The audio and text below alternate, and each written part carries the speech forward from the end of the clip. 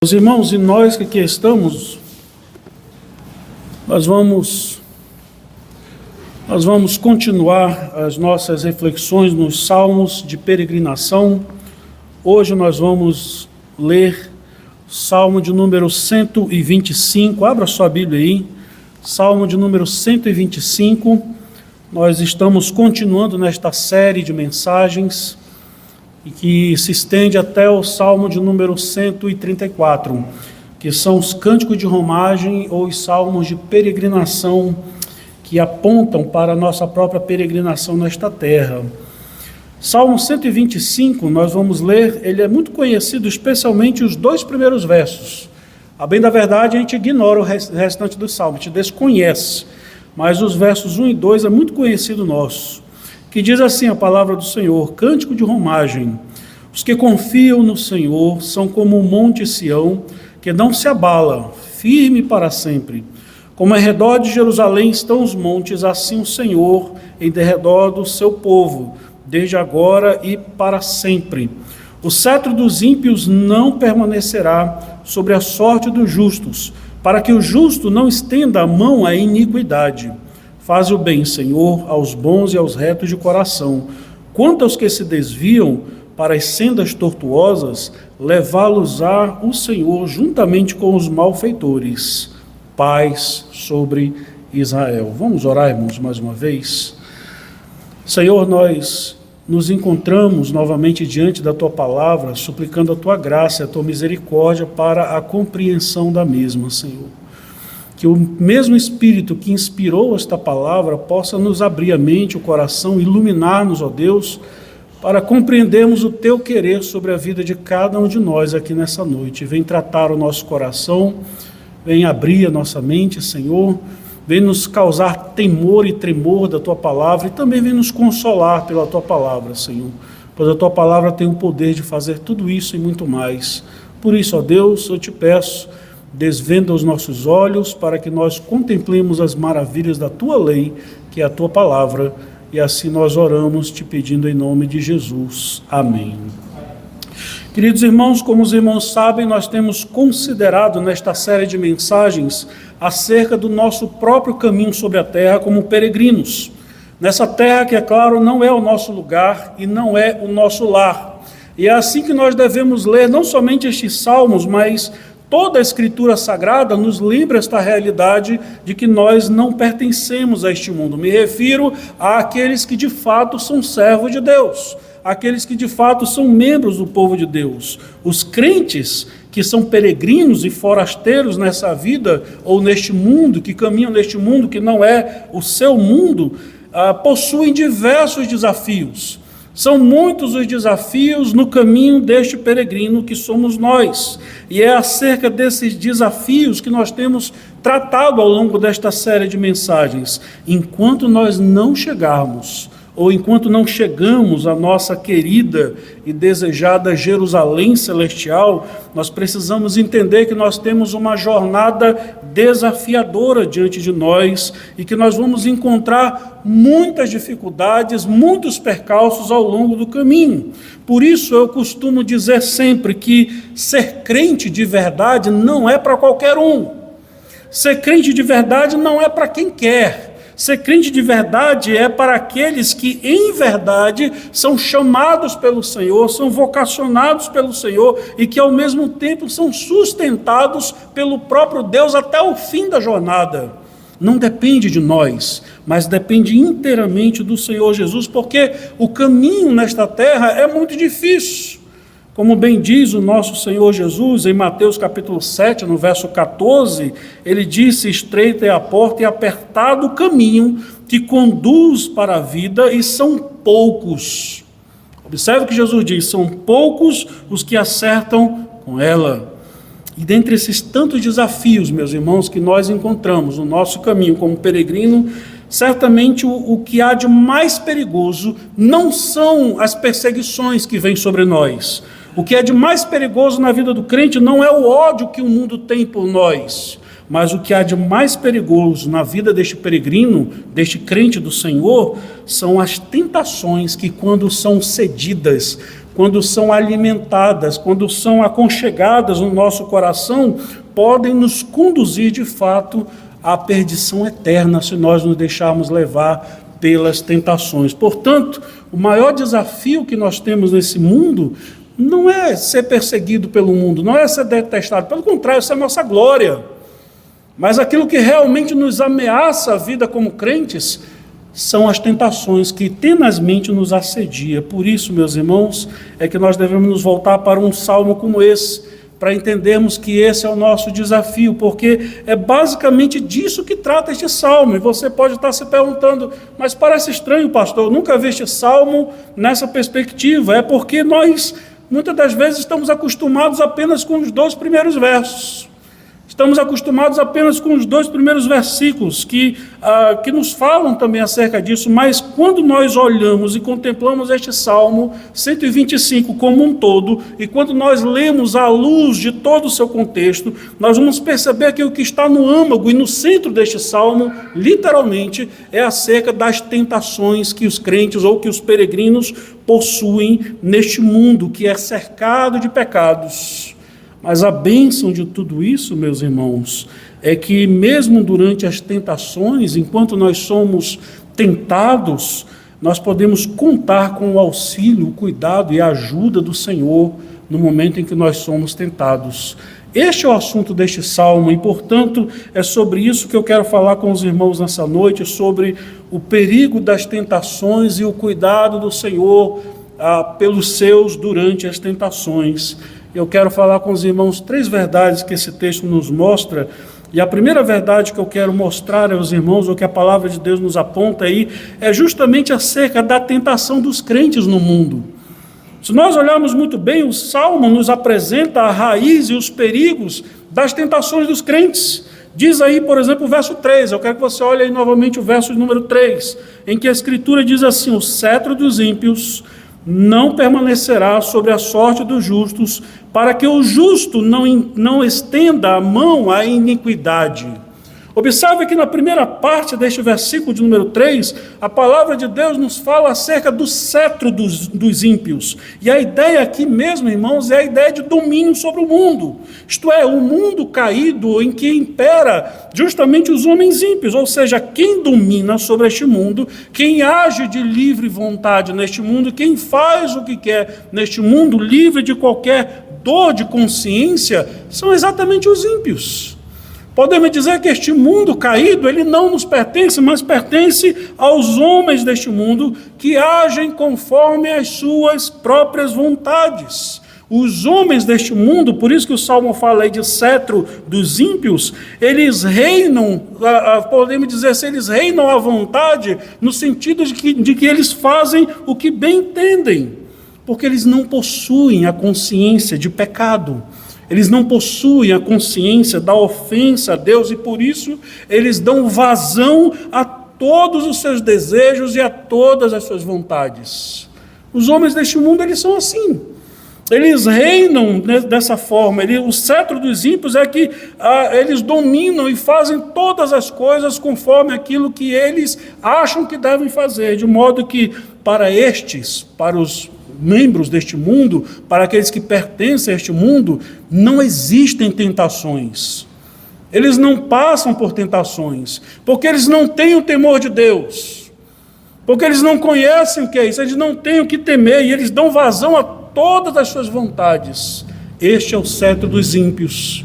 Mas é interessante que a palavra de Deus, eu quero focar principalmente aqui na parte B deste versículo aí, em que ele mostra diante disso a tentação que os crentes possuem. Os crentes, sim, possuem tentações. E na parte B, ele diz aí, vou ler novamente o verso 3, em que ele diz: o cetro dos ímpios não permanecerá sobre a sorte dos justos, para que o justo não estenda a mão à iniquidade.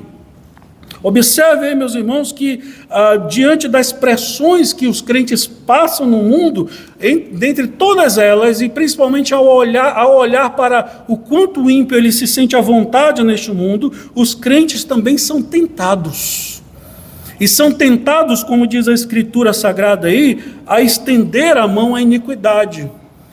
Às vezes dá uma certa inveja de ser ímpio, essa que é a ideia. Dá uma certa inveja de ser ímpio, no sentido de que eles não têm o senso de pecado. Eles fazem tudo o que eles querem, eles praticam o que bem entendem. E os crentes, eles se veem tentados, então. É quando muitas das vezes nós temos aquela sensação de que parece que não vale muito a pena ser crente, né? Porque são tantos os desafios, tantos os sofrimentos, e esta é a grande tentação que nós temos.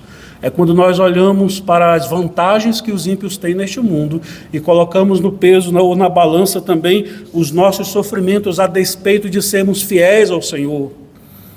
Apesar de sermos fiéis ao Senhor, quantas tribulações nós temos passado. Apesar de sermos fiéis ao Senhor, quanta angústia nós temos passado. Porque, como eu já disse aos irmãos tantas vezes, os crentes, eles padecem dos mesmos males que os ímpios. Porém, os crentes têm um agravante. Somente os crentes de verdade são tentados. Os ímpios não conhecem tentação. Eles não sabem o que é isso. Eles não têm um senso de pecado. Eles não sabem o que é isso. Eles não temem a nada e nem a ninguém. Mas os crentes de verdade, eles temem. E eles sofrem por causa disso. Nós vemos isso, por exemplo, no Salmo 73. Eu sei que em outras ocasiões nós já lemos, mas eu quero que a gente leia o Salmo 73, que explica muito bem isso.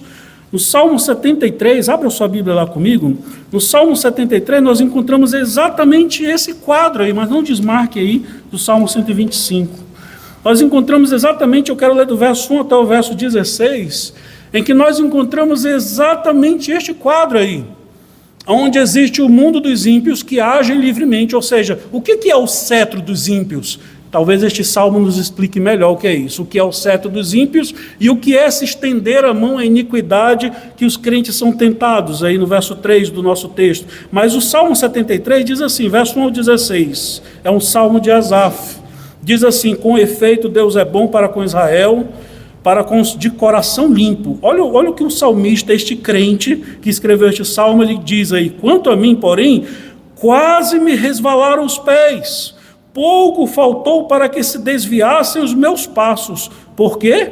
Porque eu invejava os arrogantes ao ver a prosperidade dos perversos. Para eles, olha o cetro dos ímpios aí, como se manifesta aí. Para eles não há preocupações, o seu corpo é sadio e nédio, não partilham das canseiras dos mortais, nem são afligidos como os outros homens. Daí a soberba que os cinge como um colar e a violência que os envolve como um manto. Os olhos saltam-lhes da gordura, do coração brotam-lhe fantasias, montejam e falam maliciosamente, da opressão falam com altivez. Contra os céus desandam a boca e a sua língua percorre a terra. Por isso o seu povo se volta para eles e tem por fonte de que bebe a largos sorvos. E diz: como sabe Deus? Acaso há conhecimento no Altíssimo? Eis que são estes os ímpios. Ele está apresentando aquilo que a Bíblia lá diz, o cetro dos ímpios. Eis que são estes os ímpios, e sempre tranquilos, aumentam as suas riquezas. E aí ele vem a tentação do crente. Aí, olha aí, irmãos, a partir do verso 3, a tentação do crente. Com efeito, inutilmente eu conservei puro o coração e lavei as mãos na inocência, pois de contínuo eu sou afligido a cada manhã, e a cada manhã castigado. Se eu pensar em falar tais palavras, isto é, se eu pensar em agir como um ímpio, já aí teria traído a geração dos teus filhos. Em um só refletir, para compreender isso, achei muito pesada a tarefa para mim. Os ímpios andam livremente, fazem o que querem, são prósperos, a sua vontade não é reprimida em absolutamente nada. Quanto a mim, que sou crente, eu me afadigo em tantas coisas e ainda tenho a tentação sobre mim. Este salmo aí ilustra muito bem o que é este cetro dos ímpios, este reinado dos ímpios e a tentação de estender a mão à iniquidade. É quando a gente, como crente, começa a dizer: eu inutilmente lavei a minha alma na inocência, inutilmente eu tenho servido ao Senhor, pois quando eu vejo os homens maus, os homens ímpios, eles prosperam em tudo, e nada lhes acontece, eles pecam livremente, eles fazem as coisas livremente, e parece que não há juízo de Deus. Mas se eu escorregar um pouquinho só, a mão do Senhor pesa sobre mim. Parece que não se há muita vantagem em ser crente. Essa é a tentação que vem sobre os crentes muitas das vezes. A pergunta é, por que os crentes são tentados? Por que nós somos tentados? Talvez uma das primeiras respostas seria o fato de que nós temos o conhecimento de Deus. Os ímpios são ignorantes quanto a isso. Mas nós temos o conhecimento de Deus, mas eu quero tratar da coisa mais profunda ainda, por causa daquilo que ainda está dentro de nós, que é a nossa natureza pecaminosa. Em Romanos capítulo 7, no verso 18 ao 20, nós temos as palavras de um crente ali, que também lutava contra o seu pecado, em que ele diz em Romanos 7, de 18 a 20, Paulo escrevendo esta carta, ele diz o seguinte: eu sei que em mim, isto é, na minha carne, não habita bem nenhum, pois o querer o bem está em mim, não porém o efetuá-lo, porque não faço o bem que prefiro, mas o mal que eu não quero, esse é que eu faço. Mas se eu faço o que eu não quero, já não sou eu quem o faz, assim o pecado que habita em mim. Os crentes são ainda solapados pela natureza caída que está dentro de nós. Eis o motivo, meus irmãos, do porquê a palavra de Deus nos diz, em Tiago, no capítulo 1, no verso 14, que nós somos, na verdade, tentados pelas nossas cobiças.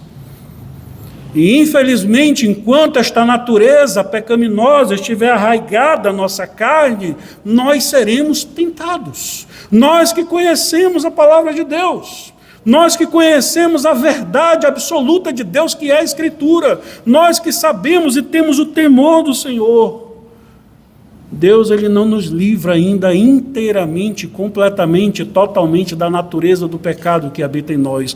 Nós estamos sendo refeitos, paulatinamente, estamos sendo regenerados, estamos sendo santificados pelo Senhor. É um processo que está ainda em andamento, que só se realizará no último dia, quando de fato nós estivermos completamente limpos do pecado. Mas enquanto isto não acontece, as nossas cobiças vão nos assediar, o nosso pecado que habita em nós vai nos inclinar ao pecado, e aí vai haver aquela luta entre o espírito e a carne, como diz a Escritura. Um grande servo de Deus chamado John Riley, um bispo anglicano lá do século XIX, um bom calvinista, ele disse certa vez que nunca esqueçamos de que o perigo principal para o crente vem de dentro. O mundo e o diabo juntos não podem causar tanto dano quanto o nosso próprio coração, se não vigiarmos e orarmos.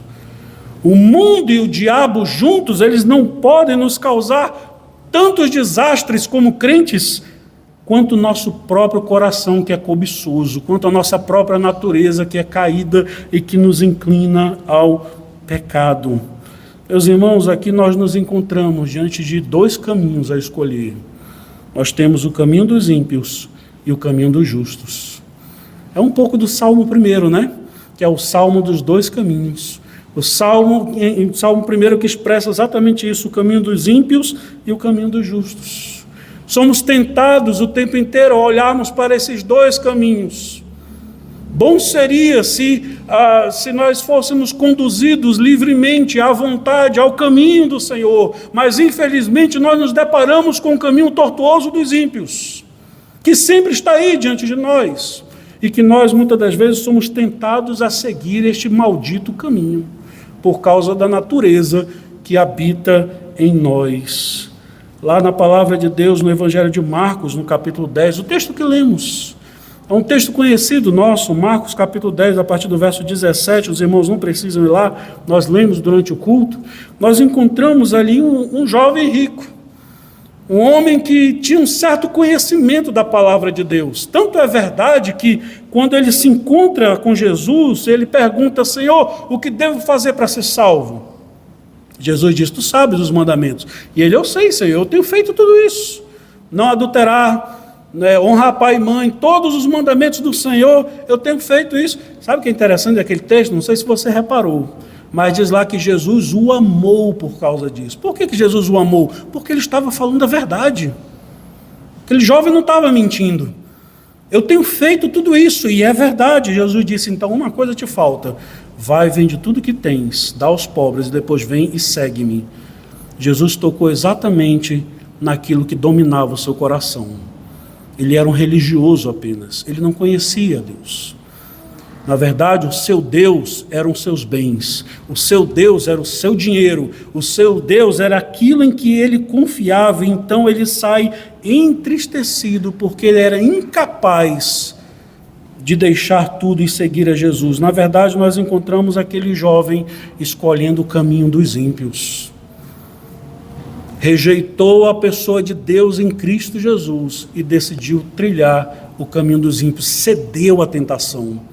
Caiu na tentação, cedeu à tentação. Meus irmãos, em 1 Coríntios capítulo 10, verso 13 e 14, a Escritura nos diz que ceder à tentação, seja ela qual for, a mínima possível, ceder à tentação sempre é um ato de idolatria. Sempre é um ato de idolatria. Você não precisa se curvar diante de uma imagem de gesso para ser idólatra.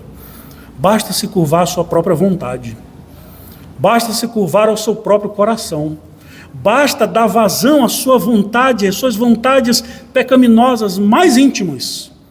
Basta você pensar e se deleitar naquele pecado. Basta você fazer isso, você já está idolatrando, você está trocando o prazer que deveria ser nas coisas de Deus e no Senhor, a esperança que deveríamos ter em Deus e no Senhor. Nós assim cedemos então à tentação e nós nos tornamos idólatras. Queridos irmãos, o pecado ele tenazmente nos assedia e a sua força e o seu poder em nós é muito grande, nós não podemos ignorar isso. Me lembro aqui das palavras de Anselmo de Cantuária, que ele dizia que nós precisamos considerar quão grande é o peso do pecado sobre nós. E este pecado que tenazmente nos assedia, este pecado que nos persegue, porque a nossa natureza é caída. Ah, meus irmãos, quem dera fôssemos totalmente livres de pecar. Eu gostaria tanto como crente de não ter mais tentação, mas eu sou tentado porque a minha natureza caída me inclina ao pecado. Eu sou tentado justamente por causa disso. Eu não seria tentado, não haveria tentações para o crente se ele não sentisse o desejo de pecar. Mas é justamente porque nós desejamos pecar. E quantas das vezes nós olhamos para o ímpio, nós olhamos para aqueles que não temem ao Senhor, e como diz o salmista, tanto no Salmo 73, como aqui mesmo no nosso Salmo que estamos meditando, nós nos sentimos tentados a caminhar ou a trilhar o caminho dos ímpios. Essa não é a realidade que os peregrinos do Senhor vivem, isto é, uma vida completamente livre de tentações. Nós somos tentados, e isso faz parte da nossa peregrinação, faz parte do nosso caminho. Somente os peregrinos do Senhor são tentados neste caminho. Por isso, diante das tentações, e é aqui que está a graça de Deus e a misericórdia do Senhor, diante das pressões e das tentações, nós podemos contar com o socorro do Senhor. Aliás, é para Ele que devemos correr. Quando somos tentados, quando o pecado, quando o diabo, o mundo, e pior do que isso tudo, a nossa própria natureza caída, a nossa carne, vem nos tentar, o que devemos fazer é correr aos pés do Senhor, é suplicar a sua graça, é buscar aquilo que o Senhor disponibiliza a nós para sermos livres das tentações, ou livres de cairmos em tentação, porque só o Senhor pode nos ajudar nas horas das tentações. E essa é a segunda verdade que o Salmo 125 nos mostra. Eu quero que você abra novamente lá, olha lá o Salmo 125, se você ainda está no Salmo 73. A segunda verdade que esse texto nos apresenta aí é a proteção e o cuidado do Senhor durante a tentação. É importante entendermos, irmãos, que nas tentações nós não estamos sozinhos. Nós não somos desamparados pelo Senhor diante das inúmeras tentações que solapam a vida dos crentes. O que estes devem fazer para não sucumbir às tentações está aí no verso 1 e 2. O verso 1 e 2 da palavra de Deus diz assim: os que confiam no Senhor são como o monte Sião, que não se abala, firme para sempre. Como em redor de Jerusalém estão os montes, assim o Senhor em derredor do seu povo, desde agora e para sempre. A palavra de Deus nos diz que nas horas das tentações, os crentes devem confiar no Senhor, permanecer firmes, inabaláveis, como é o Monte Sião em Jerusalém. A ideia aqui, dentro do contexto original do hebraico, é a ideia de trazer o contraste entre a firmeza, a solidez que há no Monte Sião e o ato de cambalear ou de oscilar diante das tentações, que não se abalam. A ideia é essa, mas firme para sempre. Mas o que é este confiar no Senhor? Nós estamos falando de algo muito prático aqui, irmãos. Confiar no Senhor é confiar em que Ele, de fato, nos socorre diante das tentações, para que não ocorra, como está aí no verso 3, para que o justo não estenda a mão na iniquidade, ou à iniquidade.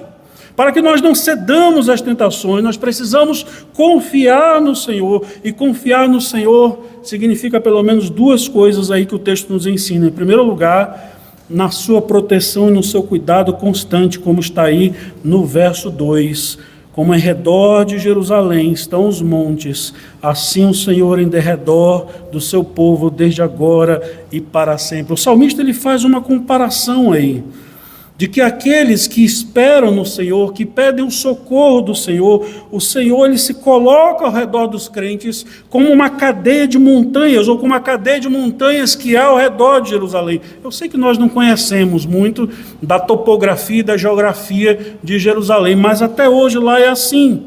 Se você tiver o privilégio de algum dia ir a Jerusalém, você pode observar que é cercado de montanhas. Jerusalém foi estrategicamente, quando ainda era antiga Salém, construída ao redor de montanhas, porque ao redor desta cidade nós encontramos uma barreira natural contra os inimigos. De modo que Jerusalém sempre foi uma cidade quase que intransponível para os inimigos. Era difícil deles encontrarem alguma brecha para entrar. E o salmista lembra aqueles crentes que são tentados, como nós muitas das vezes somos tentados, não esqueça de que o Senhor é Ele quem vai nos proteger na hora da tentação. É Ele que não vai permitir que o inimigo entre em nossas vidas e nos destrua. Assim é a proteção contra este inimigo, a proteção do Senhor contra este inimigo terrível que é a tentação.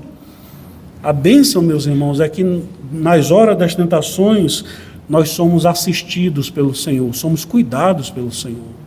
A palavra de Deus nos diz em 1 Coríntios capítulo 10, no verso 13, a palavra de Deus diz assim, que não nos sobreveio tentação que não fosse humana, mas Deus é fiel e não permitirá que sejais tentados além das vossas forças. Pelo contrário, juntamente com a tentação, vos proverá o livramento de sorte que possais suportar. É Deus quem nos provê o livramento. Não é a nossa própria força, mas é o Senhor Deus quem nos provê o livramento, é o Senhor Deus quem nos protege e nos assegura na hora da tentação. Até porque, em segundo lugar, o Salmo nos mostra ainda mais desse cuidado do Senhor no verso 4 aí. Porque na hora da tentação, segundo o verso 4 aí, o Senhor intercede pelos crentes. O salmista diz exatamente isso aí no verso 4, quando ele diz, faze o bem, Senhor, aos bons e aos retos de coração. O salmista ele pede ao Senhor que ajude aos crentes quando estes são tentados pelo pecado, para que eles venham, para que o Senhor venha ao seu socorro e não permita que os crentes se dobrem à idolatria dos seus próprios corações ou à idolatria da tentação.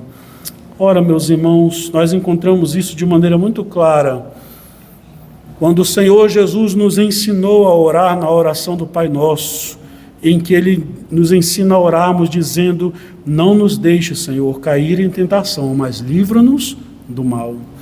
Quando nós oramos ao Senhor pedindo, não nos deixes cair em tentação, nós estamos pedindo ao Senhor que Ele nos socorra, que Ele nos ajude, porque na hora em que somos tentados, é o que nós devemos fazer. Nós devemos correr para o Senhor Jesus em oração. Devemos correr para aquele que venceu a tentação no deserto, que é Cristo Jesus. Devemos correr para Ele, porque somente Ele pode nos socorrer na hora das tentações. Hebreus capítulo 2, versos 17 e 18, a Escritura nos diz que convinha que em todas as coisas Cristo Jesus, o nosso Senhor, se tornasse semelhante a nós, para ser misericordioso e fiel sumo sacerdote nas coisas referentes a Deus e para fazer propiciação pelos pecados do seu povo. E aí o verso 18 de Hebreus 2 diz assim: pois naquilo que ele mesmo sofreu, tendo sido tentado, é poderoso para socorrer aos que são tentados. Só o Senhor Jesus pode nos socorrer na hora da tentação. Aquele que nos ensinou a orar ao Pai, dizendo: não nos deixes cair em tentação, mas livra-nos do mal. Eu acho interessante, irmãos, que nos evangelhos, as narrativas dos evangelhos, especialmente no momento mais crucial da história do evangelho, que são aqueles momentos que antecedem a cruz de Cristo, em que os discípulos eles são dispersos, ou momentos antes disso acontecer, quando Jesus ele prediz a sua morte na cruz, nós encontramos o nosso querido irmão Pedro, ali quando ele diz: olha, Jesus fala claramente aos seus discípulos: em breve todos vocês vão me abandonar, vão me deixar sozinho, pois como diz a Escritura, eu ferirei o pastor e as ovelhas serão dispersas. Pedro chega diante do Senhor e diz algo muito interessante, mostrando um pouco da sua soberba: Senhor, os outros podem até te abandonar, eu jamais. Eu sou um crente acima da média, eu jamais farei isso. Cair em tentação, eu jamais faria isso. O Senhor Jesus se volta para Pedro e ele diz o seguinte: Simão, Simão, eis que Satanás vos reclamou para vos peneirar como um trigo. E olha que maravilha, Lucas 22, 32, o que Jesus diz para Pedro. Isso é maravilhoso, irmãos. Eu, porém, roguei por ti, para que a tua fé não desfaleça. Tu, pois, quando te converteres, isto é, quando você voltar, fortalece aos teus irmãos. Eu roguei por ti. Aqui está a diferença entre Pedro e Judas. A diferença absurdamente que existe é que Cristo rogou e intercedeu por Pedro, mas não fez isso por Judas. Por isso, para a glória de Deus, Pedro voltou. Pedro foi tão traidor quanto Judas, negou o Senhor na hora da cruz. Eu nem conheço esse homem. É um traidor um homem desse. Mas o Senhor Jesus, antes disso acontecer, ele rogou ao Pai e não permitiu que Pedro caísse definitivamente em sua tentação.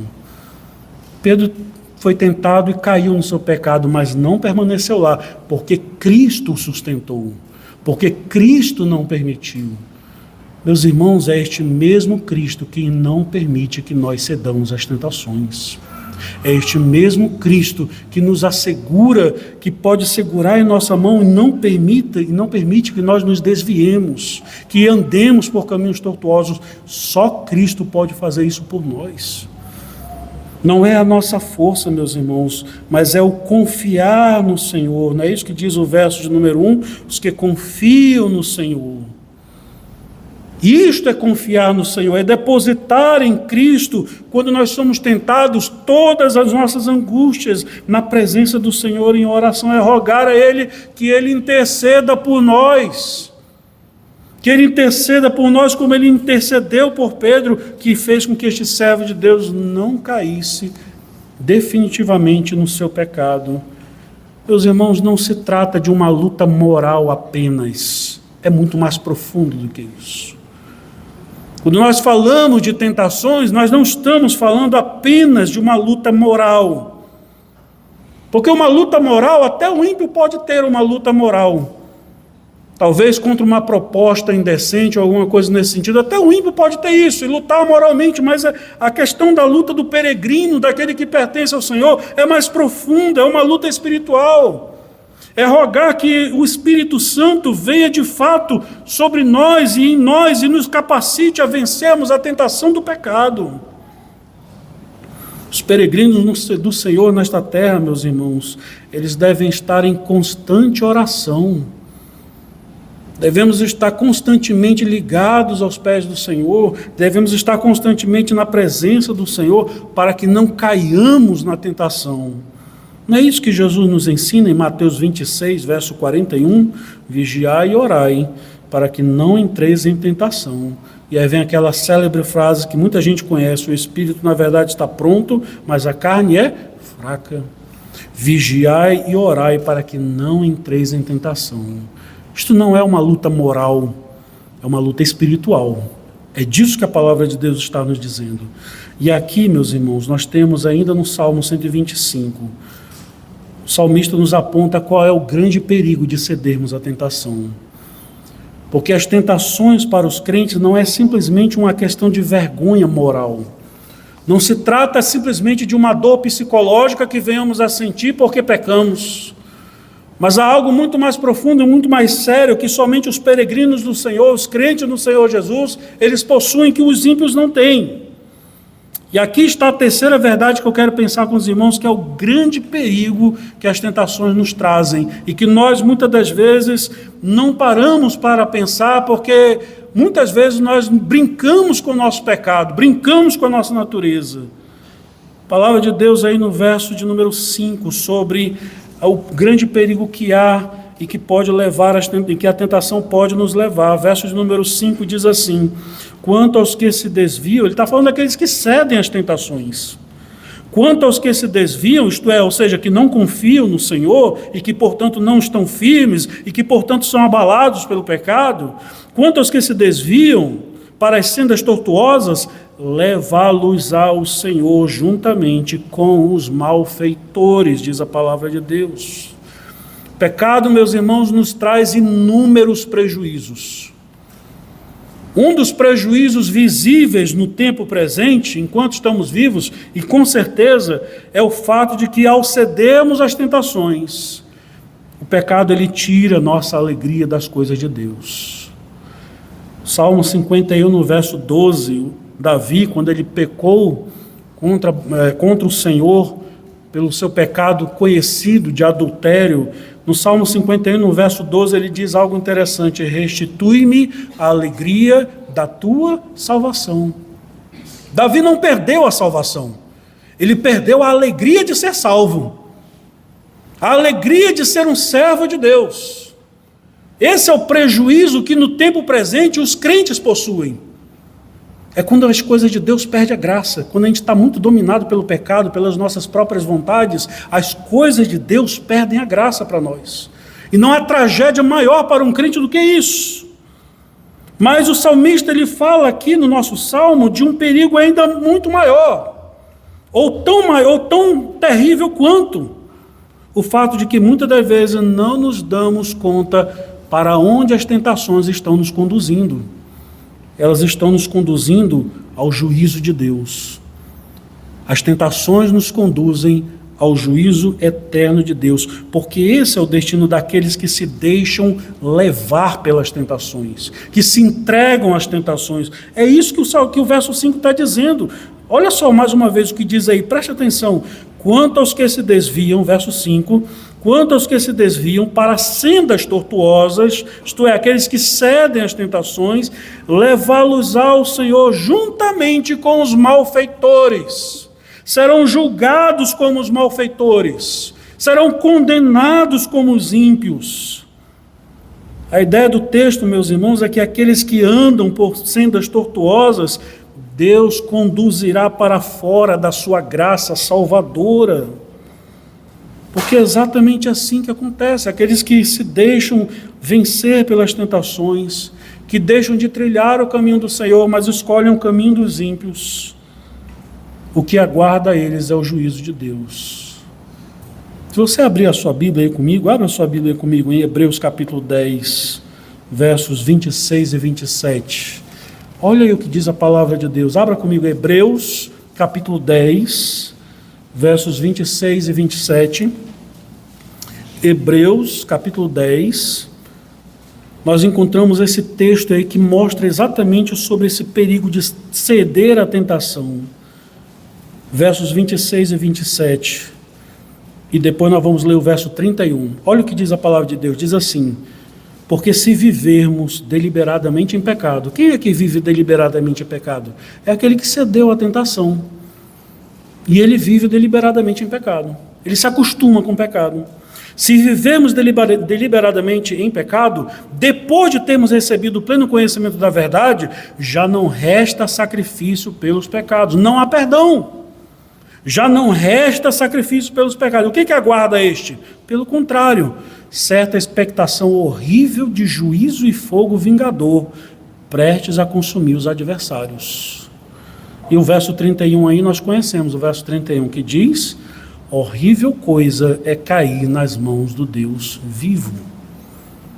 É juízo de Deus, aquele que se deixa levar pelo pecado, aquele que é vencido pelo pecado, aquele que é vencido pelas tentações. Diz aí, não é isso que diz o verso 5 aí do nosso salmo? Levá-los ao Senhor juntamente com os ímpios. Serão julgados, serão condenados, serão entregues ao juízo eterno da parte de Deus. Porque de Deus não se zomba, meus irmãos. Queridos irmãos, essa é a luta do peregrino sobre a terra, do peregrino do Senhor. Essa é a luta daquele que conhece o Evangelho de Deus. Nós devemos suplicar ao Senhor a sua graça, a sua misericórdia para vencermos as tentações. Meus irmãos, se nós não tememos a ameaça que Deus nos faz aqui em sua palavra, quando nós somos ameaçados por Deus aí acerca do juízo, nada mais nos dará temor.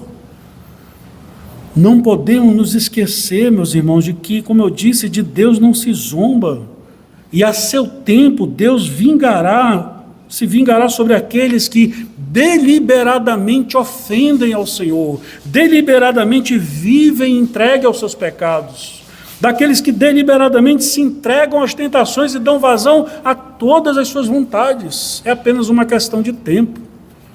Deus julgará.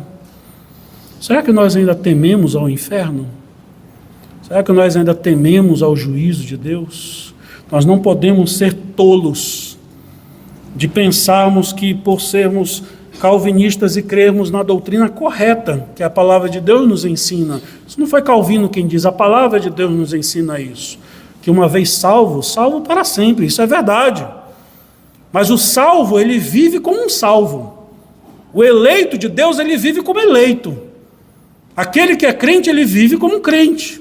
Luta contra os seus pecados, odeia o seu pecado, detesta o pensamento do mundo, se volta contra o mundo. Nós não podemos ser amigo do mundo e querer ser amigo de Deus, é o que diz a palavra de Deus. Aquele que é um peregrino do Senhor neste mundo, ele é inimigo deste mundo, como é também do diabo. Por isso, meus irmãos, se você tem vivido uma vida de pecado, arrependa-se ainda hoje. E o arrependimento, preste atenção no que eu vou dizer, não é quando você chora. O arrependimento não é apenas quando você sente uma tristeza, isso também é, mas é quando você deixa o pecado. É quando você luta e detesta de tal maneira que abandona aquilo dali. Isso é um arrependimento. É quando nós deixamos o pecado de lado. Queridos irmãos, eu quero caminhar já para a nossa conclusão desta mensagem e dizer o seguinte: as tentações fazem parte da nossa jornada aqui nessa terra. Nenhum de nós estamos imunes a isso. Todos nós somos tentados. Todos nós temos as nossas cobiças que tenazmente nos assediam. São como pedras e como espinhos no caminho do nosso trajeto, que nos atrapalham em nossa caminhada. Somente o Senhor Deus, ou na dependência dEle, independência dEle, que nós podemos vencer e não nos deixar levar pelas tentações. Não se trata de uma luta moral. Qualquer ímpio pode ter uma luta moral. É mais do que isso, é uma luta espiritual de dependência do Senhor. Eu quero finalizar citando aqui as palavras do grande teólogo puritano, o maior dos teólogos puritanos, John Owen, no século XVII, que escreveu, aliás, por sinal, uma obra que eu li recentemente, o seu conhecido Tratado sobre a Tentação, em que ele diz o seguinte: qual é o remédio para a tentação? Ele vai dizer o seguinte: aquele que guarda a palavra de Cristo em seu coração está crucificado com ele, está morto para os seus desejos da carne e do mundo. O coração daqueles que têm a palavra de Cristo é crucificado para o mundo e para todas as coisas que nele há. Começa pela palavra de Deus. Quando nós amamos a palavra de Deus, quando nós guardamos a palavra de Deus, quando nós obedecemos a palavra de Deus em sinceridade, com certeza nós já estamos trilhando os primeiros passos para não cairmos em tentação. Não é isso que diz o Salmo 119, verso 11? Guardo no coração as tuas palavras para não pecar contra ti, diz a palavra de Deus. É assim que Deus nos livra de não cairmos em tentação. Vamos orar, irmãos, nesse momento?